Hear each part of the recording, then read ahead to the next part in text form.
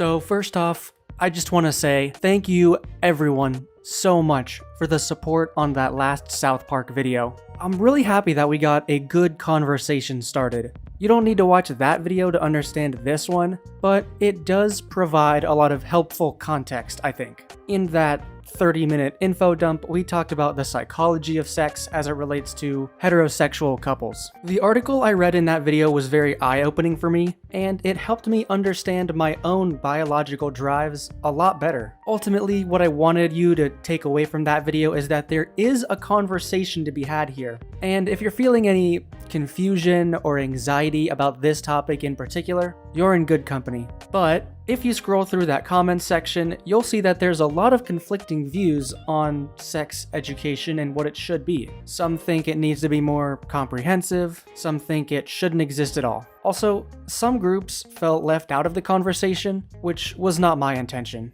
So what's the point of this part 2? To double back on some of those comments and to hold them to scrutiny, and also to include some groups that may have felt left out, particularly a discussion around sex ed for the LGBTQ community. A quick disclaimer before we start. I will not be reading any comments straight out, and I will not call out any users who submitted comments. You know, even though comments are public, I understand some users comment with the expectation that they won't be read, and they're more so just venting. Side note, if you would like me to remove any comments, just let me know. I will always be happy to do that. This video is purely for furthering the conversation and giving an audience to the viewpoints brought up in that comments section. This video will also have a slightly more serious tone than the last. There's just going to be less humor injected throughout because, I mean, this is some serious stuff, right? I want to treat people's life experiences with the respect they deserve. Maybe I'll throw in like a meme or two here and there, but don't expect this video to be overly jokey is all I'm saying. With all that being said, let's jump straight into the comments.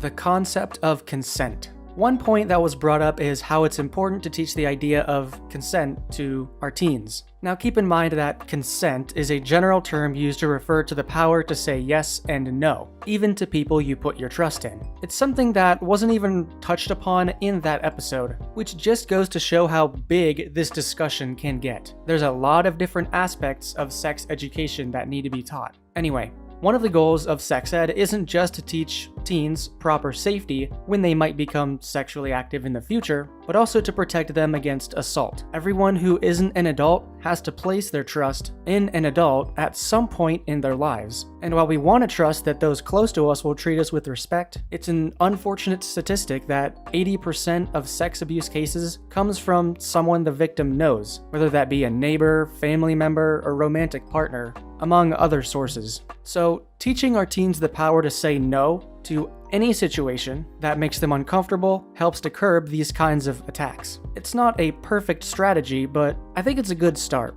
Again, consent was never even brought up in that first episode, and it really should have been, because it's a really important basis for this entire thing that we're going to get into. So this comment is a comment which I wholeheartedly agree with. And while I don't necessarily think that only teaching consent is enough, I do agree that it's a great first puzzle piece in this grand idea of proper sex ed. Side note, one criticism I have with the way sex ed is depicted in proper condom use is the level of anatomical detail Mackie shows the boys. The main point of teaching sex ed is to make sure it's done safely and appropriately, but no one thinks about the seminal vesicle during sex. Well, maybe if you're a biologist, I don't know, weird breed, but the rest of us don't usually do that, I've been told. Adding in all these extra details makes the lecture boring, right? Like it's almost inherently boring. One of the comments on that original video stated that the school never goes into detail because most kids don't pay attention anyway, so they just give up. I mean, come on. Sex is like the least boring topic for a high schooler to listen to. Make your lectures less boring, people. You know, you can eventually talk about the anatomical side, of course, But start out with something on the macro level, like the mythical importance of genitalia size. Looks like my cock's the biggest. Like, that's some actually interesting shit that every guy is secretly curious about anyway. Don't pretend like you haven't Googled average penis size. We've all done it. Put down the toilet paper tube. Save that conversation for when we cover TMI, the dick size episode. Anyway, where were we? Good touch versus bad touch. An idea closely related to consent, some believe that we should teach the idea of good touch versus bad touch. The difference is what you're comfortable with, and it doesn't need to be in a sexual context. A hand on the shoulder between friends might make someone uncomfortable, and it's their right to say they aren't comfortable with that. And yes, I would categorize jerking off a dog as a bad touch. Don't do that. But seriously, not everyone believes that teaching bad touch versus good touch is a good strategy on the grounds that good and bad are too ambiguous. There is some merit to this. According to this article, teaching this concept is notoriously difficult. If a child is taught that it's good touch or bad touch, and it's not a bad touch but it's confusing, then they might not understand that it's okay to go to a trusted adult and figure that out. In other words, a lot of these abusers use touch that doesn't seem bad to a child on the surface, but it is a precursor to a bad touch. And the child doesn't understand that this is also bad. So we have an argument with good ideas on both sides. Ultimately, I think good versus bad touch is still a helpful thing to teach, but with the important addendum that if a child is ever unsure about a touch, they shouldn't be afraid to go to their parents to clarify. And it's up to the teachers and parents to make it clear that you are in control of your own body. You set up your boundaries. If any kind of touch makes you uncomfortable, you have the right to raise a concern. This also presents a nice compromise to the issue raised in that episode. A child's innocence is special, and we don't want to ruin that, but we also want them to be safe. Look, parents, do you really want your children learning about sex? Part of the fun of being a kid is being naive. Let them be kids for a while. Teaching them these broader ideas of consent and, one commenter used the term bodily autonomy, ensures that they're learning the right ideas and staying safe, but they can apply it to their own experiences when or if they become sexually active in the future. Speaking of which, asexuality. I did mention this very briefly in part 1, but it is worth bringing up here. A lot of people are asexual. Now, I do not identify as asexual, God knows that, so I can't speak on what it's like to be asexual, but from my research, this is what I found. Again, I want to present this in the most scientific way possible, but if I speak out of turn, please feel free to correct me in the comments and I will issue a retraction. But this is what I found through my own research.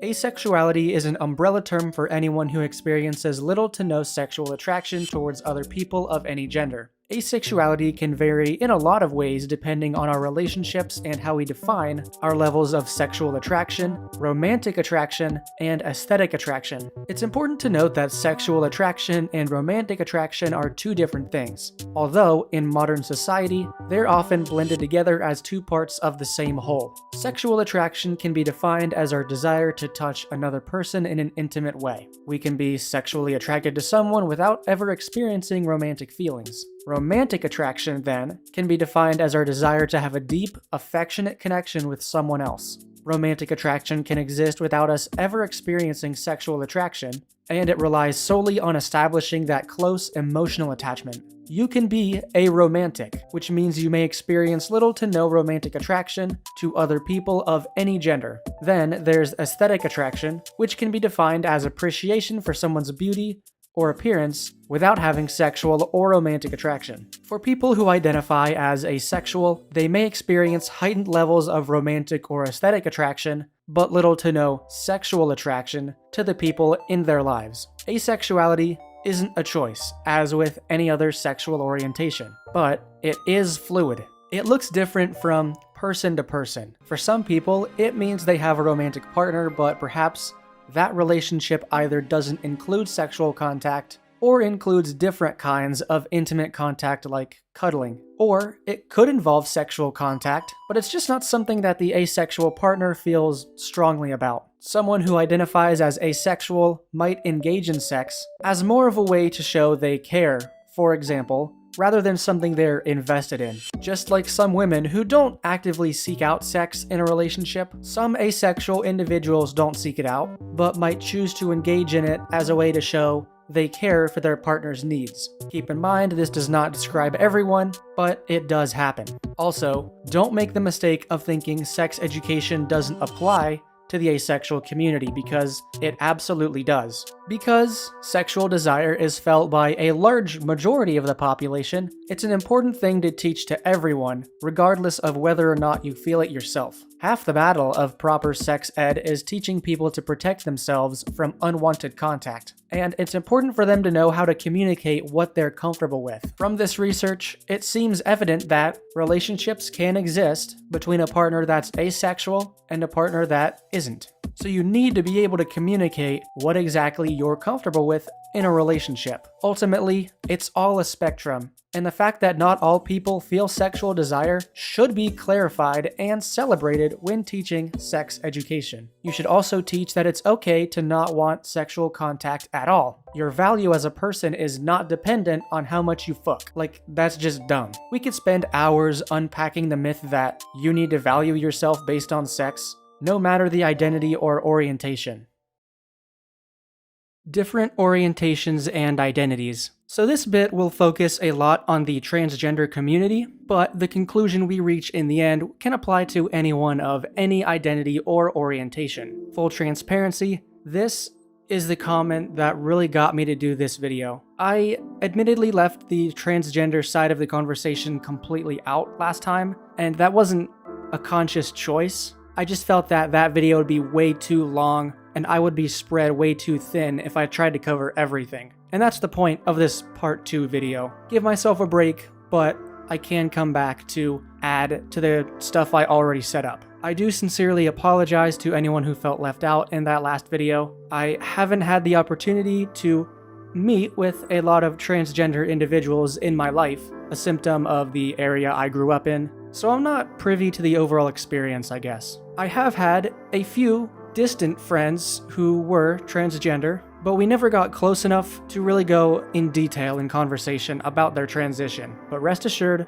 I want to do this topic justice, so again, if I speak out of turn in this section, or any section of this video for that matter, please know that I'm coming from a place of ignorance, but also a place of sympathy. Now, compared to every other topic I've done research on for this video, this one is by far the hardest, and I've come to learn that it's an unfortunate truth that a lot of this stuff is still stigmatized, and a lot of it isn't thought of when talking about sex education, as that first video is clearly evident of. But here's a general explanation of what it means to transition. By the way, all these resources linked in the description if you want to read more. Possible steps in a gender transition may or may not include changing your clothing, appearance, name, or the pronoun people use to refer to you, like she, he, or they. If they can, some people change their identification documents, like their driver's license or passport, to better reflect their gender. And some people undergo hormone therapy or other medical procedures to change their physical characteristics and to make their body match the gender they know themselves to be. All transgender people are entitled to the same dignity and respect, regardless of whether or not they have been able to take any legal or medical steps. This applies to non-binary individuals as well, who don't identify as men or women. This is where you use they and them. And can I just say, on a personal level, I've grown to really appreciate the they-them pronouns, and I find myself using them even when not talking to someone who is transgender. It's just easier. A lot of transphobia manifests when people say using these pronouns is hard or too confusing, and if you feel that way, okay, I understand. It's not an easy hurdle to overcome if you haven't used them before. But if you feel this way, just give it a try. When I went off to college these past couple years, it took me a while to learn to use them, but once I started to, I kind of fell in love with them. They're honestly not that bad to learn. Like, it's not that hard when you really put the practice in. Anyway,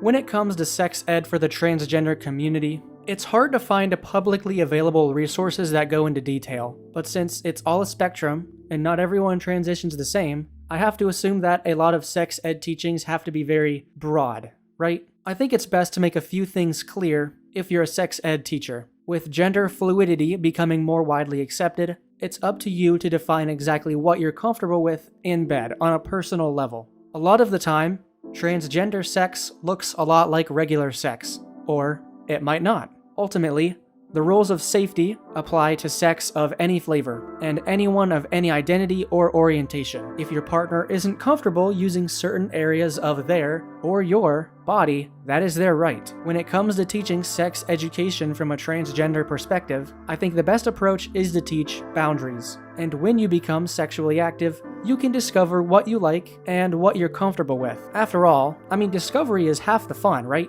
I've been on my own personal journey exploring what I like and what I'm comfortable with, and it's honestly kind of fun. Just be respectful and non-judgmental, and you'll be okay. To wrap up this section, basically I think teaching sex ed from a transgender perspective has to be very broad because transitioning varies so much from person to person. That doesn't mean we can't treat it with the same respect we treat sex between gender-conforming individuals. The more open you can be to other people's experiences and preferences, the better. So, some of the scenes I skipped over in that original video were the scenes where Mackie and Chokes on Dick were going over the lesson plans and slowly built that sexual tension between them. This highlights another important point we should be teaching to sexually active teens: triggers. If one is to understand their own behaviors, they need to understand their triggers. Mackie and Chokes on Dick only started to feel this energy once they were having conversations about sex. Even just talking about sex can be a trigger for someone who is sexually frustrated, like both of these teachers. Again, I've been taking my own personal journey the last couple years, especially the last couple months, and I've learned what my own triggers are. If you feel like you're thinking about sex too much or it's controlling too much of your life, the number one thing you can do is learn what causes you to get that way. Not that it's an inherently bad thing. Everyone has a different chemical balance in their brains and different levels of sexual desire. But learning what sets you off can not only improve your mood and mental health when you're evaluating yourself, but it can also make things more fun in the bedroom because you can learn your partner's turn-ons. If you remember, in the last video, we learned that men often describe the best point in sex was when their partner got turned on. Learning your partner's triggers can make sex a little more fun. And the great thing about teaching triggers is that it spans across all identities and orientations, with the asexual group not feeling those typical triggers. Transgender, transsexual, demisexual, homosexual, straight, does not matter. It's a concept that's basic in nature, so teaching teens how to self-diagnose their own triggers and communicate this with their partners will encourage healthier communication in any relationship. Do schools actually talk about sex? If they don't, should they? There were also a few comments questioning whether or not schools actually teach sex or intercourse. Do they go into the finer details or do they keep it strictly anatomical? Hopefully no one is going full Garrison, but that's come on, that's not happening. This is the harsh reality. Here's a graph of sex education in the United States. As you can see, the only consistency here is that we're not consistent, just like my golf game. So what's actually taught in schools varies so much, it's impossible to refer to sex education as a solid, uniform concept. To the commenters who may claim that the minutiae of sex is never taught, that might be true for your school, but it's not true everywhere. So, from what we've discovered in this video, I present to you a new, comprehensive guide to teaching sex in a way that fits what we've learned here today. Here's what I think should be taught. Young children are taught the concept of consent and bodily autonomy in any situation regardless of sex. You are in control of your own body, and you have the power to report any unwanted contact from anyone. If you're unsure that a certain touch was inappropriate, you can ask the adult you trust the most. Teens are then taught the physiological and anatomical side of the conversation by teachers certified to teach the concepts, and the adults teach the kids about more of the emotional side of sex that same night. Nobody has to go into too much detail, just the concept of good touch versus bad touch, what to do if you're not sure, maybe how to use protection, and how to self-identify your own triggers. This is the hardest sell, as the topic makes a lot of people, especially parents, uncomfortable. It's recommended that individuals with experience teach the classes in schools, with guest star appearances from people who have an active sex life, and people from all walks of life who are there to answer questions, anonymous or not. Bring in a homosexual couple, someone with a gender fluid identity, etc. They don't have to get into too much detail. But if these classes are being taught in high school, they are available to answer specific questions if approached. A lot of high school students may be sexually active, and if they are, they likely have questions. They can approach these people anonymously, so the people who aren't sexually active yet don't have to hear it. Ultimately, asking the right questions can avoid a lot of pain down the road, physical and emotional. As these teens get older and approach college, they are given as many resources as possible, sourced from experienced individuals. These can range from vague to specific and cover all identities and orientations. At the end of proper condom use, they decide that sex education just isn't a school subject. However, if we want to achieve any kind of countrywide consistency, the school is just going to have to be involved somehow. Either that, or make it your legal right to have non-judgmental, meaning not just abstinent only, sex education resources. This 3-step system I've put together is designed to account for parents who may be less willing to have these conversations with their kids. So a lot of it is supported by the institution. And in a perfect world, these professors are experienced people who are able to answer questions in a non-biased way. We don't live in a perfect world, but we do live in an uncertain one. One where even your own parents might have a bad idea of what sex is and should be, like Mackie and Chokes on Dick. The number one priority is having someone there to answer questions. Someone who's sexually active, so their answers will be as up-to-date as possible as this stuff changes year over year. Not force the teachings onto you, per se, but you're always available if you're seeking these resources out. The availability of these resources comes to meet the need of the individual. I know this video probably wasn't as engaging as some of my other uploads, but I felt it was important to return to this conversation and get into some of the more specifics of sex education, rather than the psychology of sex. Of course, with any video like this, I'm not going to be able to talk about every single identity and orientation in depth, but a lot of the teachings directed towards someone of another identity or orientation can still be useful for you, even if you're not a part of that group. The most important thing is to seek out resources for any question you might have, and to not feel shame for feeling what you feel. All of my resources are linked in the description if you'd like to read more on these topics. Lastly, I'd like to thank everyone who left a comment on that original video. I accept all criticism. I'd prefer it be constructive, but